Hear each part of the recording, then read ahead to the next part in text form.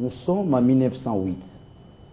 Vous partez loin là. Oui, nous sommes en 1908. Soit dit en passant, j'aimerais partir d'ailleurs de l'acte de Berlin. Je vais vous laisser continuer. On doit quand même rendre hommage tout à l'heure à la reine Fabiola qui est partie, enfin qui est décédée. Personne. Qui a été la reine de Belge. Même s'il y a beaucoup à dire aussi en les relations de la Belgique et la RDC. Monsieur Jean-Marie, les Congo, dans son origine, c'était une propriété privée, n'est-ce pas? De Léopold II. Oui. Vous savez quand est-ce qu'on va arracher les Congos pour, n'est-ce pas, les confier à la Belgique? C'est dit à quoi? Cette histoire de la main coupée. Oui. Vous comprenez? Ce sont des Afro-Américains qui sont venus se rendre compte qu'on est en train d'exagérer les choses. L'être humain n'est pas pris dans sa considération. L'être humain est bafoué, qui serait avant tout la vraie valeur. Or, la mission, c'était quoi? De civiliser ces peuples-là. Oui. C'est ça l'acte de l'Église, la Bible. Oui, dans ce sens-là. Mais quand on constate que Léopold exagère pour les besoins de sa production, pour les besoins de ses affaires, on commence à couper. C'est ce qu'on appelait la main coupée. Oui, dans le si vous n'avez pas répondu à la quantité de caoutchouc telle qu'établie par, n'est-ce pas, les colons, on te coupe, n'est-ce pas? Ceci a entraîné à même écouter, n'est-ce pas, les périodes de Léopold. Il serait resté longtemps comme propriétaire du Congo, avant même que la Belgique arrive, n'est-ce pas? Il était quand même endetté, soit dit en passant. Hein? Non, pas seulement endetté, mais l'une des raisons, je crois, c'est l'exagération. Les violations des droits de l'homme. Les violations des droits de l'homme. Absolument. Pourquoi je vais dire ça? Tu vas en venir. Je vais maintenant rêver. Je vais chuter maintenant par rapport à la MONUSCO. Oui. Si la MONUSCO trouve qu'il peut faire ses affaires ici, parce qu'il s'agit de la communauté internationale, ils peuvent s'intéresser à nos minéraux, ils peuvent s'intéresser, n'est-ce pas, à nos oiseaux, ils sont allés loin. Les oiseaux. Ils s'intéressent même à nos oiseaux. Ils peuvent s'intéresser à nos gorilles et consorts. Et aux lézards, à un certain moment à Kinshasa, ils ont acheté des lézards. Je pense que la communauté internationale pourrait agir là-dessus. Effectivement. Parce que la communauté internationale n'est pas seulement nébuleuse, comme le dit, n'est-ce pas, Harold Badibang. Nous devons reconnaître que grâce à cette communauté internationale, et grâce, n'est-ce pas, à la charte, que nous avons eu, n'est-ce pas, la décolonisation, évidemment, une décolonisation ratée, qu'on se le dise. C'est grâce toujours à cette charte-là où on parle de l'autodétermination. Mais si Kobler dit, nous allons réduire nos troupes, ils vont dans le sens que vous souhaitez. Vous laissez la responsabilité de s'occuper de... Non, c'est que nous Il reste à savoir s'il tiendra la parole. seule personne qui peut résoudre ces problèmes, on peut beau réfléchir ici, c'est Kabila. Il doit doter ces pays d'une armée forte. Il doit doter ces pays d'une police. Si on a une armée forte, on peut chasser ces gens. Edouard doit la faire en Angola. Edouard doit chasser la mission, n'est-ce pas, des Nations Unies en Angola. Quand il a constaté que ces gens n'étaient plus dans les contextes, ils sont dans les prétextes. Ils commençaient à aimer les femmes, ils commençaient à faire ceci et consorts. On les a chassés. Et nous, ici, on a du mal à chasser ces gens. Simplement parce que on devait structurer notre armée. Donc la mission revient à Kabila. Il faut que ça continue. Ah oui, il faut qu'on aille vite parce qu'on a un deuxième sujet. Oui. Je voulais dire que la République démocratique du Congo, j'ai eu à l'insinuer la fois passée, fait partie des Nations Unies, des États membres. Elle est aussi communauté internationale. Voilà. À ce titre, lorsque la stabilité et la paix du Congo est menacée, et la communauté internationale est dans l'obligation de l'assister pour instaurer cette paix. C'est donc cela qui justifie le bien fondé de la présence de la MONUSCO en RDC. Mais 15 ans, je crois que c'est quand même trop. Là, visiblement, nous vivons comme un pays sous tutelle. Ça veut dire avec des superstructures qu'on ne maîtrise pas, qui décident en lieu et place des institutions et du pays sans qu'on s'en rende compte, des injonctions, ainsi de suite. Donc ça devient un peu trop parce que 15 ans après, la guerre continue, les rébellions naissent au jour le jour, toujours dans la partie orientale où se trouve la MONUSCO concentrée pour le moment. Donc ça doit inquiéter. 18 000 hommes, il faut le dire encore, les membres de casque bleu. Et je crois que... mais Kobler dit on va diminuer. Non seulement diminuer, mais je crois qu'il faut... Le problème, ce n'est pas de la diminution. Il faut aider le gouvernement congolais à instaurer la paix sur l'ensemble du territoire national et laisser l'armée nationale prendre la relève. À défaut, faire appel aux troupes de la SADC, comme elles ont été aux côtés de l'armée nationale lorsqu'il a été question de traquer le M23. Oui. Avec la brigade d'intervention. La brigade d'intervention. Je pense Tanzaniens. qu'on peut encore tenter cette expérience-là à l'expiration des nouveaux mandats s'il y en a, mais je crois que les Congolais devront réfléchir mille et une fois pour alors, se prendre merci beaucoup, changeons de sujet très rapidement. Daniel Sapou, on va revenir par vous et puis la parole va tourner par rapport à la situation de l'intérieur. Cette semaine, beaucoup de chamboulements au niveau des partis politiques. D'abord,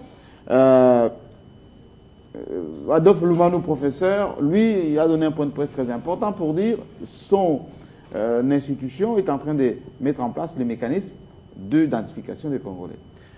L'Union européenne a donné un point de presse pour dire qu'ils sont également prêts pour financer les élections, même s'ils ont que 11 millions de dollars, enfin d'euros. Ils aimeraient bien qu'il y ait la publication des calendriers global. Mais parallèlement à tout ceci, au niveau des partis politiques, on ne sent pas de l'organisation, l'effervescence, que ce soit au sein de la majorité ou au sein de l'opposition. Enfin, il y a un peu plus de mouvement au sein de l'opposition parce que l'UNC, par exemple, qui était partant pour le vrai dialogue avec les Steve Mbikai, apparemment, il ne veut plus de dialogue. L'UDPS, il y a deux bases. L'autre qui dénonce Félix Tshisekedi, Mavung, etc. L'autre base qui publie les communiqués pour dire « nous, on est avec Tshisekedi et sa famille, etc. » Comment comprendre qu'au niveau des superstructures, comme vous le dites, oui, les bases des élections globales, Maluma le consulte, la communauté internationale aussi se disponibilise, etc. Mais les partis politiques, eux, semblent peu attendre, comme pendant la transition. Est-ce qu'ils sont distraits, les partis politiques, ou ils sont plus dans l'impréparation pour attendre à la dernière minute et puis non, en avant tout? Non, vous savez, je l'ai toujours dit, on peut dire tout à Kabila, sauf l'idiotie. Ah bon? Oui, tout, on peut dire Kabila est ceci, il est cela, sauf il ne faut pas le traiter d'idiot. Parce qu'il est tenté de tout chambouler lui-même.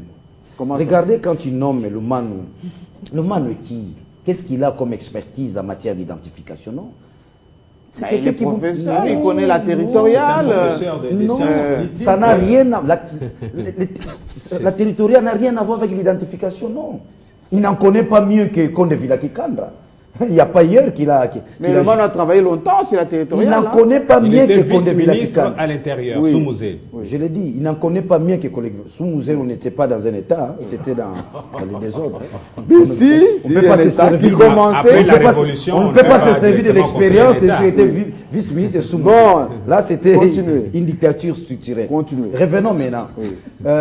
Monsieur Jean-Marie, le ministère de l'Intérieur, le ministère du Plan, il y a des structures qui sont là. Oui, mais la Banque mondiale est là avec le soutien à l'ONIP. Mais oui, la Banque mondiale ne donne pas comme ça. La Banque mondiale a des critères.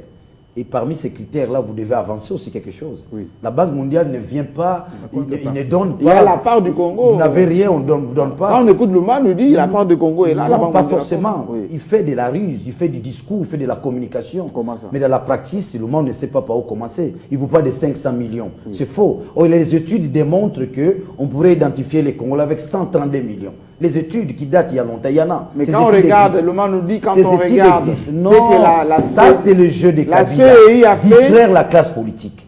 Pendant qu'on attend le gouvernement de cohésion nationale, ils vous nomment encore une structure, l'ONIP. Non, ça c'est de la distraction. On ne va pas identifier les Congolais. Ces gens-là sont politiques, ils ne sont pas techniciens. C'est une affaire de techniciens. L'humain va accoucher une souris. Il n'est pas technicien de la matière. C'est un politique, c'est un professeur. Or, nous avons des structures techniques qui existent déjà. Des structures existentielles. Et puis, ce n'est pas la matière d'un politique. S'il y a des fonctionnaires qui s'y connaissent, nous avons des jeunes gens... Il est soutien au ministère du Plan. Il est soutien au ministère de l'Intérieur. Lorsque nous devons toujours faire des choses, toujours en utilisant les politiques, c'est comme ça que nous échouons dans ces pays. Si Kabila avec alors, réponse à la préparation des partis politiques. Je réponds. La préparation n'est pas des partis politiques. Les partis politiques sont étouffés. Les partis politiques étaient en face de deux choses. Oui. Il y a ces partis politiques qui ont écrit, n'est-ce pas, concertation nationale, qui attendaient le gouvernement de cohésion nationale.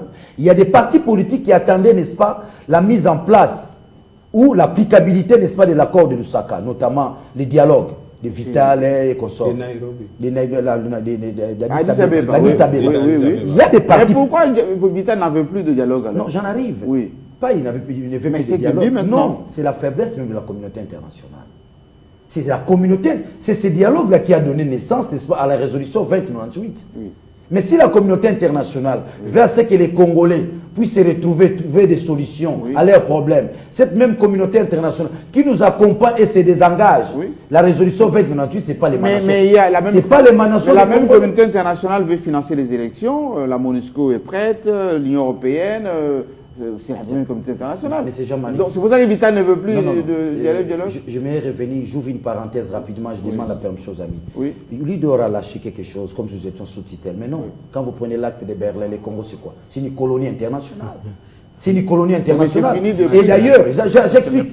Là, on stipule ces pays, on l'impose, n'est-ce pas, aux puissances financières et commerciales. C'est pour tout le monde. Tout le monde pourrait venir s'aventurer dans ces pays. Mais après la charte, le Congo récupère sa souveraineté. Oui. Là, on parle de l'autodétermination d'un peuple et qu'on sort. C'est là où nous devons aussi reconnaître l'apport de la communauté internationale. Et peut nous faire du mal et nous faire aussi du bien. Mais je reviens pour la faiblesse est partie. Moi, je pense qu'il est temps que Kabila lui-même, en tant que chef de l'État, puisse organiser les choses en tant que tel, non distraire la classe politique. Je vous ai parlé des deux camps. De l'autre côté, ils attendent le gouvernement de cohésion nationale. Où le Thomas Louaka et consorts se disent je vais être des Bitakuira. Ils sont restés là dans la distraction. Vous allez, de l'autre côté, vous avez encore des partis politiques qui attendent l'applicabilité, n'est-ce pas, de l'accord d'Addis Abeba, où il y a eu toute une résolution 2098. Et tout ça, ça n'a jamais été en application. Ils vont faire quoi? Ils observent, mais à l'entretemps, le pouvoir en place est en train, n'est-ce pas, de se retrouver dans un fond sans fond. La gestion du temps. Le temps doit se gérer. Le temps, c'est aussi un facteur du développement. Si on ne gère pas le temps va nous gérer. Il faut que ça tourne. Merci beaucoup. Peut-être un petit rectificatif. La résolution 2098, c'est la résolution qui justifiait la création de la force d'intervention de la MONUSCO qui est venue en appui au FRDC lorsqu'on traquait le M23, donc c'était juste une précision. Et puis, un galvaudage, je voudrais... On parle de la réconciliation. Non, ça n'a rien à voir. On parle de la réforme des institutions. Ça, ce sont les accords d'Addis Abeba, l'accord d'Addis Abeba, l'accord 4 d'Addis Abeba, ça n'a rien à voir avec la 2098 du Conseil de sécurité des Nations Unies. Alors, pour revenir à cette clause de l'accord cadre d'Addis Abeba, autour de laquelle il y a beaucoup de galvaudage sémantique dans la classe politique. L'opposition, à un certain moment, avec en tête les Vital Kamerhe et les autres opposants, ont prétendu que l'accord cadre d'Addis Abeba prévoyait un dialogue. S'il vous plaît, je voudrais argumenter de manière cohérente. Toute cette opposition a estimé que cet accord cadre instituait un dialogue au sein de la classe politique congolaise. Moi, je crois, moi que je me trompe, c'est tout à fait normal, que le dialogue dont il était question dans l'accord cadre d'Addis Abeba, c'était le dialogue entre les pays membres, les pays signataires de cet accord.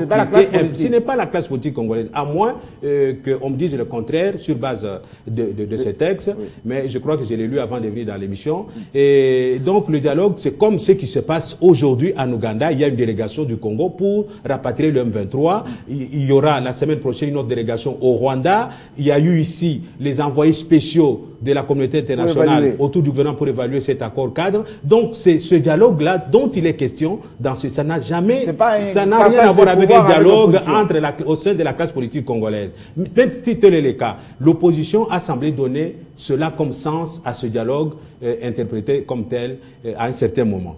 Et au moment où le gouvernement dit, bon, si le blocage est dû au fait qu'il n'y a pas de dialogue et que vous ne reconnaissez pas les concertations nationales pour n'y avoir pas pris part, bien, nous allons ouvrir ce dialogue-là, que chacun vienne avec ses revendications. Mais voilà qu'aujourd'hui, avant de venir dans cette émission, j'ai suivi la déclaration faite par l'UNC, rendue par un cadre du RCD-KML, comme quoi ils ne peuvent plus encore participer à un quelconque dialogue. Alors on se demande jusqu'à quand notre peuple va-t-il être pris en charge par les politiciens dans ce pays? C'est ainsi que nous disons qu'il faut qu'à un certain moment, on assiste au renouvellement de la classe politique, parce que là, oui, la ménopause politique a atteint ses limites dans ce pays, à telle enseigne que la population souffre, on ne sait pas à quel sens se vouer, la vie est difficile, est très difficile. L'argent ne circule pas, les gens souffrent, on se demande, on ne sait pas comment il se passe. Donc, c'est à cause de la politique que tout ceci se passe. Ça n'a rien à voir avec la classe politique, ça n'a rien à voir avec Kamerhe, ça n'a rien à voir avec... Donc je termine, par rapport au parti politique. En ce qui concerne le NIP, j'ai dit, sans avoir la moindre peur d'être contredit, qu'Adolphe Loumanou, qui est un scientifique avéré, il a quand même l'expertise. Il y a plusieurs années, il est le seul à avoir produit une réflexion originale sur le recensement de la population en République démocratique du Congo. Et donc, le choix qui a été fait sur sa personne, ce n'est pas un choix dicté par la conjoncture politique, par quoi que ce soit. C'est quelqu'un qui maîtrise la question et il est vraiment dans sa matière. Si aujourd'hui on refuse le recensement politique, ça veut dire quoi? Ça veut dire qu'on condamne tous ces millions de compatriotes de la diaspora à ne pas venir voter. Parce qu'il y a la question de la double nationalité qui